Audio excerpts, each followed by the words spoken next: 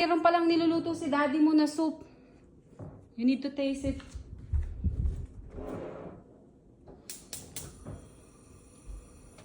Niluluto pala si daddy na soup. Come here. Tingnan natin kung kung masarap daw.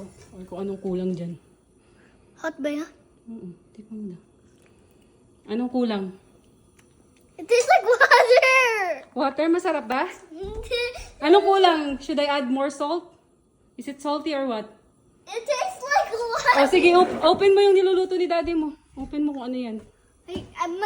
Baka hot! Hindi, open mo lang. Hindi open mo. Masarap daw ba? O, tingnan mo. Umakat ka. Tingnan mo yung niluluto niya kung masarap. Masarap ba yun? Ah! Yung slippers! No! Masarap yung luto niya? Bakit yung slippers mamelot na yan? Natikman mo, masarap. O, titikman mo ulit yung soup niya. No!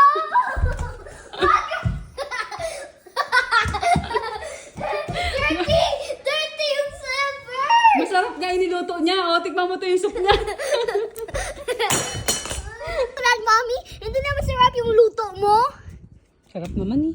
Hindi ah. Dirty yung food mo. Sarap ba? No, dirty yung slippers. Sarap naman eh. Luto ni daddy mo yun. Sabi niya, taste daw natin. Grabe naman yung daddy mo na yun. Appoint pa tayo. So, ito yung niluto namin ni Maverick. Sarap! Masarap ba?